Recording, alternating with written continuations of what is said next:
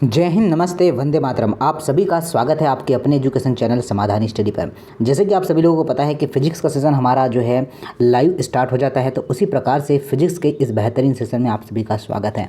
तो चलिए आइए जल्दी से जुड़ जाइएगा और हर क्वेश्चन समझेंगे जो एग्जाम के लिए इंपॉर्टेंट होने वाला है। तो देखिए पहला क्वेश्चन आपके स्क्रीन पर है, जरा ध्यान देते हैं क्या बोला गया है। पहला क्वेश्चन बोला गया है कि संधारित्रों का उपयोग इलेक्ट्रिक परिपथों में किया जाता है जहां पर उपकरणों को या उपकरणों की अधिक जो है आवश्यकता होती है। तो संधारित्र की बात करें, ठीक है। संधारित्र जो है आवेश को क्या करता है, एकत्रित करता है। तो Q जो है समानुपाती होता है V के। तो देखिएगा क्या आप सभी लोग लगा पाए कि यह जो है विकिरण की अधिकतम आवश्यकता होती है किसकी, विभव की। ऑप्शन नंबर बी इस क्वेश्चन का राइट आंसर होगा। अगर आप सभी लोगों ने लगा पाया है बी तो बिल्कुल सत्य है।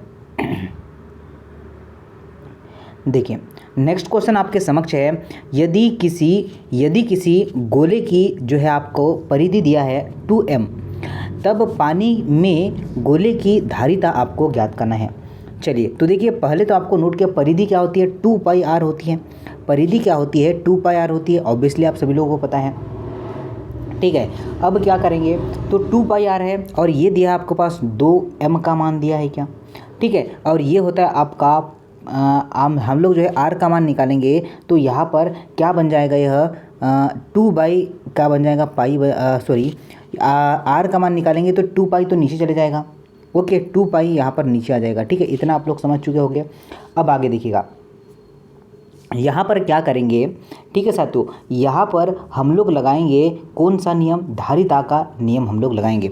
तो धारी का नियम जैसे ही हम लोग लगाते हैं तो ये 1/, होगा, ठीक है। ये मान आपको याद रखना है 9 × 10⁹ जो है मीटर, और इसका मल्टीप्लाई हम लोग किस में कर देंगे, ठीक है। इसका मल्टीप्लाई हम लोग किस पर कर देंगे, आपका 81 में।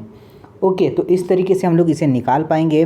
और फिर जो है काटना, ये 9 बार कट जाएगा। ओके तो आपका आंसर अप्रॉक्स में आपका आएगा 1800। क्या आंसर आएगा, 1800 अप्रॉक्स आपका आंसर आएगा। ये आपको नोट करना है, ठीक है बच्चा। तो क्या करना है, देखिए आपको करना है 9 × 10⁻⁹ की पावर, और नीचे क्या करना है 3.45। ये क्या है, तो ये आपके पाई का मान होता है। इसे सॉल्व कर लीजिएगा, आपका आंसर जो है आ जाएगा। ओके कैसे कैसे किया है तो आपको मैंने अभी प्रोसेस बता दिया है, आप लोग एक बार जो है देख लीजिएगा। नेक्स्ट क्वेश्चन पर आते हैं, जरा ध्यान देते हैं। नेक्स्ट क्वेश्चन क्या है कि बोला गया है कि 100 किलोवाट, कितना, 100 किलोवाट की जो है वाटर मोटर 490 के तथा जो है 290 के तापांतरों के मध्य पानी की जो है टंकी तक पहुंचाता है, तब आपका वाटर मोटर द्वारा त्यागी जाएगी। तो आपको बोला है गर्मी की मात्रा आपसे बोला है, ठीक है।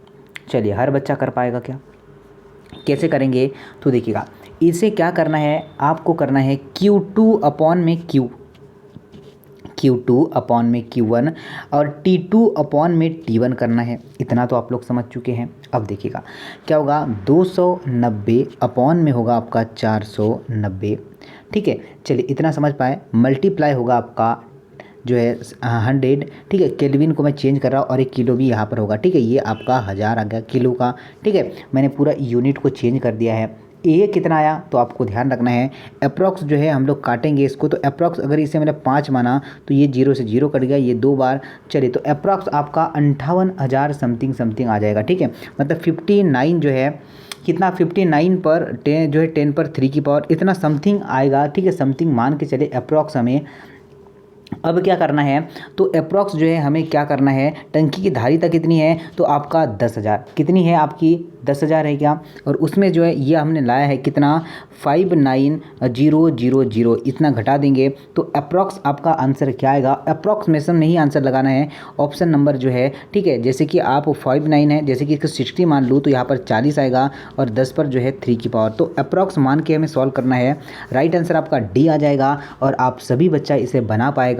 चलिए आगे आते हैं, नेक्स्ट क्वेश्चन नोट करते हैं क्या दिया है। नेक्स्ट क्वेश्चन तो देखिएगा बोला गया है इसमें कि यदि सौरमंडल में क्या बोला है, यदि सौरमंडल में यह मान लिया जाए कि पृथ्वी और सूर्य है तथा जो है दोनों उष्मागतिकी जो है निकाय का निर्माण करते हैं, इसमें सूर्य स्रोत का जो है 6000 केल्विन पर पृथ्वी आपका सिंक 300 केल्विन पर कार्य करती है, तब दोनों के मध्य विकिरणों के क्रम विनिमय के आधार पर जो है इसकी दक्षता आपसे बोला गया है। तो बताइएगा साथियों क्या होगा। तो दक्षता कैसे निकाल पाएंगे साथियों, नोट करना है। दक्षता का फॉर्मूला क्या होता है, 1 - T2 अपॉन में T1 मल्टीप्लाई 100%। तो इससे हम लोग मान निकाल पाएंगे। T2 क्या है, तो आपका T2 है यहाँ पर 300, 6000 क्या है आपका, चलिए T1 है यहाँ पर 1 होगा और इसका जो है आपका 100 का मल्टीप्लाई होगा। ये कितने बार कट जाएगा, 2 शून्य से 2 शून्य, ये आपका कट जाएगा 2 बार, 20 आया और ये 20 में से ये 19 होगा। ठीक है बच्चा, क्या होगा, चलिए ये आपका होगा, ये एक कम होगा 19 जो है 95% आंसर आ जाएगा। क्या आंसर आएगा, 95% इस क्वेश्चन का राइट आंसर होगा। कैसे, तो देखिए ये होगा 20 से कम 20, 20 में से एक गया कितना 19, 19 मतलब 19/20 और मल्टीप्लाई यहाँ पर 100 होगा। देखिए क्या होगा, चलिए 1 आया है, साथ में ही क्या है आपका 100 का मल्टीप्लाई है, तो ये होगा आपका एलसीएम लेंगे तो क्या होगा, तो एलसीएम देखिए कैसे ले पाते हैं। तो ये 20 एक 20, 20 में से एक गया 19, 19/20 होगा, मल्टीप्लाई यहाँ पर कितना है 100 है, ये 0 से 0 कट गया, ये 5 बार करा, 19 पंचे 95 होता है। राइट आंसर आपका आ जाएगा ऑप्शन नंबर डी। हर बच्चा हर साथी इसको समझ पाया है। ठीक है बच्चा, ज़्यादा सिंपल क्वेश्चन है, ज़्यादा डिफिकल्ट नहीं है, बस लैंग्वेज हमें पढ़ना है। कौन सा पदार्थ जो है अत्यधिक प्रत्यास्थ होता है, लोहा, तांबा, कांच या फिर आपका लकड़ी। क्या होगा, क्वेश्चन आपसे बोला गया है कि जो है कौन सा पदार्थ क्या है अत्यधिक जो है प्रत्यास्थ है, लोहा, तांबा, कांच या लकड़ी। नोट करना साथियों, जिन्होंने भी आंसर लगा पाया लोहा तो बिल्कुल सत्य होगा। राइट आंसर क्या बन जाएगा, ए इसका राइट आंसर बन जाएगा। देखिए आगे देखिए, बोला है कि y बराबर दिया हुआ है आपको mgl अपॉन में πr²l। समीकरण में mg, ठीक है, mg क्या होता है, mg आपको पता है, ठीक है बच्चा, भार होता है। तो देखिए भार mg को दुगुना कर दिया जाए तो y का मान क्या होगा। अगर यहाँ पर हमने एक चीज़ को दुगुना की तो दूसरी चीज़ क्या होगी सर जी, ये भी आपका 2y हो जाएगी। समझ गए आप लोग, ये y यहाँ पर आपको इसको दोगुना करूँगा तो यहाँ पर भी अगर एक तरफ हमने 2 गुना किया तो जाहिर सी बात होगी कि दोनों तरफ हमें दोगुना ही करना पड़ेगा। चीज़ें समझ पा रहे क्या, अगर चीज़ें समझ पा रहे तो जल्दी से लाइक कर देना आप लोग और शेयर कर देना, ताकि हर बच्चा इस बार जो है सिलेक्शन ले पाए और सीख पाए।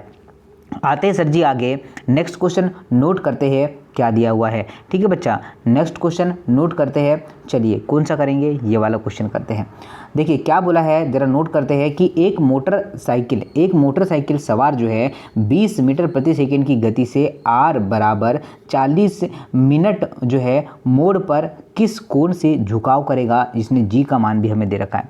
जब ऐसी स्थिति है तो हम लोग एक फॉर्मूला लगाएंगे, कौन सा जी, टेन थीटा बराबर होगा आपका v का स्क्वायर और rg वाला। ठीक है, ये फॉर्मूला आपको नोट करना है, ये फॉर्मूला आपको याद रखना है। तो अब हम लोग क्या करेंगे, मान रखते हैं, टेन थीटा का मान मुझे निकालना है। ठीक है, v मतलब क्या दिया है, 20 दिया है, तो 20 × 20 करेंगे और r का मान भी दे रखा है हमें, कितना सर जी, r का मान 40 और जो है g का मान हमारे पास 10 दे रखा है। चलिए काटेगा, ये 0 से ये 0 कट गया। चलिए ये देखिए 20 से 2 बार कट गया, ये 2 से ये भी कट गया, मतलब मान के चलिए 10 1 आया है। अब 10 1 किस में होता है, तो भाई साहब आपका 45 में होता है या फिर 30 में होता है। तो 10 1 का मान होता है 45 में। चीज़ें समझ पाए क्या। चलिए कैसे होता है, मैंने आपको एक टेबल बार बार आपको बोला था कि टेबल याद कर लेना। साइन है, कॉस है, टेन है, साइन है, कॉस है, टेन है, 0 है, 30 है, 45 है, 60 है, 90 है। ठीक है बच्चा, यहाँ 0 होगा 1/2, 1/√2, यहाँ पर होगा सर जी आपका √3/2 और यहाँ पर 1 होगा। फिर ये चीज़ें पलट जाएगी, 1 आएगा, √3 होगा, फिर यहाँ पर आएगा 1/√2। तो ठीक है 1/√2, तो ये √2 से √2 कट जाएगा, तो ये कितने पर आएगा, 45 पर आएगा। यही तो पूछा गया था आप लोगों से। चलिए चीज़ें समझ पाए सर जी, समझ पाए होंगे तो आगे बढ़ते हैं। बोला गया है कि आपका गाउस का नियम क्या है, गुरुत्वीय गाउस का नियम क्या है। बहुत ही शानदार क्वेश्चन पूछ लिया गया है, नोट करिएगा साथियों जिन भी साथियों ने लगा पाया है। चलिए ऑप्शन नंबर सी तो बिल्कुल सत्य है। तो ऐसे ही क्वेश्चन आपको एग्जाम हॉल में देखने को मिलेंगे, इसलिए आपको ये मिक्स क्वेश्चन वाला सेशन प्रोवाइड किया जा रहा है। देखिए आगे देखिए कि निम्नलिखित में से कौन सा प्रकाश विद्युत प्रभाव का उदाहरण है।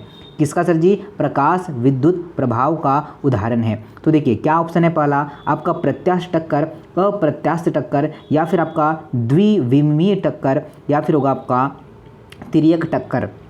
बताइए क्या आंसर बन पाएगा? अरे हर बच्चा इस क्वेश्चन को बना पाएगा क्या? देखिए साथियों, अगर आपने लगाया है कि प्रकाश जो होता है विद्युत प्रभाव में फोटान किसी भी सतह से टकरा जाता है, तो आपका राइट आंसर क्या होगा? प्रत्यास्थ टक्कर। क्या राइट आंसर होगा? प्रत्यास्थ टक्कर अगर हमने लगाया है तो भाई साहब आग ही लगा दिया हम लोगों ने। देखिए नेक्स्ट क्वेश्चन देखिएगा क्या दिया हुआ है। एक कार दिया है इन्होंने भाई साहब, और बोला है कि चित्र में एक जो है कार विरामावस्था में है, एक और जो एक है आपका प्रकाश हेडलाइट से क्या कर रहा है? वेग c से गति करता है। यदि कार v का वेग से गति करती है तब प्रकाश की हेडलाइट क्या गति करेगी? तो नोट करिएगा साथियों क्या आंसर आप लोग लगेगा, क्या आंसर बन पाएगा। हर बच्चा हर साथी इस क्वेश्चन को लगा पाया है। साथियों आपका राइट आंसर होगा C+v। क्या होगा? C+v। ये देख लीजिएगा ऑप्शन इसी तरीके से है। क्या होगा? C+v। कार की सापेक्षित हेडलाइट की गति होगी। ठीक है, अगर सापेक्ष पूछा जाए तो क्या होगा? v माइनस जो होगा आपका c होगा। अगर बोला जाए हेडलाइट के परिणामिक जो गति, ठीक है, परिणामिक गति, तो परिणामिक गति होगी v+c होगी। तो आपको बोला गया है कि हेडलाइट की गति, और आप लोग बता पाएंगे कि ऑप्शन नंबर ए C+ जो है आपका v होगा। ओके आगे चलते हैं, जरा ध्यान देते हैं नेक्स्ट क्वेश्चन क्या है। आपसे दिया गया है कि कौन सा ग्राफ, क्या है, कौन सा ग्राफ कण की विरामावस्था को दर्शाता है। कौन सा ग्राफ जो है विरामावस्था को दर्शाता है? तो आपको ध्यान रखना है कि दोनों ही सिंपल रेखा में जाएंगे। अगर विरामावस्था में है तो ये दोनों ही क्या होंगे? सिंपल अवस्था दर्शाएंगे। क्या डी आंसर होगा? क्या एक डिस्टेंस है आपका, डिस्प्लेसमेंट है, और एक टाइम है, दोनों ही क्या होंगे? समान ही चलते रहेंगे, समान ही चलते रहेंगे। ओके, इसमें क्या होगा? इसकी स्थिति में कोई भी परिवर्तन नहीं होगा। क्या होगा? परिवर्तन क्या होगा? नहीं होगा, परिवर्तन शून्य होगा। सभी ने बना पाया होगा। साथियों आगे बढ़ते हैं। चलिए फिर एक कार दिया है, इसने बोला है कि ऊपर की गति ऊपर दिख रही है, आगे जो है बढ़ रही है, यह पीछे जो है पीछे की ओर, आपको पता है पीछे की ओर आपका घर्षण लगता है। देखिए कार के पहियों तथा रोड के बीच घर्षण बल की दिशा। ओके बहुत ही शानदार क्वेश्चन पूछा है। तो देखिए क्या है आपका, कार के पीछे पहिए योम आपका पृथ्वी के संपर्क बिंदु पर पहिए की क्रिया जो होगी वो विपरीत दिशा में होगी। नोट करेगा, और यह क्या होगी? विपरीत दिशा के साथ आगे की ओर आगे बढ़ते जाएगी। तो नोट करना। ओके क्या राइट आंसर बन जाएगा? ऑप्शन नंबर बी इस क्वेश्चन का राइट आंसर है। चीज़ें समझ पा रहे क्या? अगर समझ पा रहे तो दिल से लाइक करिए और शेयर करिए, ताकि इस बार चलिए कोई भी बच्चा छूटना नहीं चाहिए।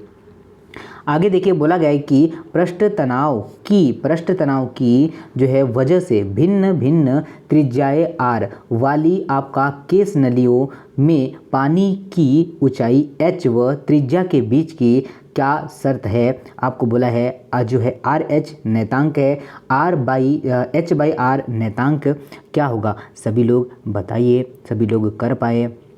नोट करिएगा क्या होगा सर जी? राइट आंसर बन जाएगा ए ही। R जो है RH नेतांक है, ये बिल्कुल सत्य आंसर है। ठीक है, क्या होगा? ए इस क्वेश्चन का राइट आंसर है। हर साथी बिल्कुल ए लगा पाया है, डेफिनेटली आंसर ए लगा पाया है। आगे आते जरा ध्यान दीजिए नेक्स्ट क्वेश्चन क्या है। बोला गया कि किसी पथ में, क्या बोला है? किसी पथ में धारामापी, ठीक है, किसी पथ में धारामापी जो है धारा नहीं जो है बदलता है। किस में नहीं बदलता है? तो देखिए परिपथ में ए में जो होती है पहला जो है आपका डायोड उत्क्रम जो है अभिनति में ही क्या होता है? ये धारा प्रवाहित नहीं करता है। तो राइट आंसर क्या होगा? Option number A. ठीक है, फॉरवर्ड बायस ही इस क्वेश्चन का राइट आंसर होगा, जो ऑप्शन नंबर ए में। देखिए आप सभी लोग जानते हैं पॉजिटिव से नेगेटिव दोनों ही बदल रहे हैं। चीज़ें देखिए दोनों में सिमिलर नहीं है, दोनों में अलग अलग है। ओके, यहाँ पर देखिए धारा बढ़ रही है और यहाँ पर धारा एक ही तरफ जा रही है। तो ये सिंबल का भी विशेष रूप से ध्यान रखना है। ओके साथियों, देखिए नेक्स्ट क्वेश्चन क्या बोला है। बोला गया है कि बोहर त्रिज्या के मध्य अनुपात हैं। बोहर त्रिज्या के मध्य कौन सा अनुपात है? चलिए क्या होगा, आर बराबर आर प्रोपोर्शनल होगा एन स्क्वायर के। तो बताइए 1 2 3 करेंगे तो ये 149 होगा। तो क्या होगा 149, ऑप्शन नंबर सी बन जाएगा क्या? मुझे बताइए, जो भी संख्या दी रहेगी, जैसे कि आर का मान हमें दे रखा है, त्रिज्या का मध्याह्न अनुपात जैसे कि आपका दिया है 1 2 3 4 दिया है, तो ये क्या होगा, तो ये आर जो है प्रोपोर्शनल होता है एन के स्क्वायर का। तो ये होगा 1, ये होगा 4, ये होगा 9। अगर यहाँ पर 16 भी दिया रहता, या अगर 4 रहता, या 5 रहता, या 25 रहता, इस तरीके से बढ़ते जाएगा क्रम, तो आपका राइट आंसर सी होगा। यही क्या होता है आपका किसका नियम? बोहर का त्रिज्या नियम होता है। चलिए समझ पाए क्या? यह जो है बोहर त्रिज्या नियम है, ये आपको ध्यान रखना है। देखिए चीज़ें बढ़ते हैं आगे। नेक्स्ट क्वेश्चन समझते हैं कि किसी रेडियोधर्मी, क्या बोला है, किसी रेडियोधर्मी की अर्ध जो है वायु अर्धायु जो है 2 सेकेंड तक 4 जो है परमाणु की 4 परमाणु ही हो, तब जो है एक अर्ध आयु के बाद बने हुए 6 के बिना जो है परमाणु की संख्या आपको बताना है। चलिए परमाणु की संख्या आपको बताना है, बताइए क्या होगा?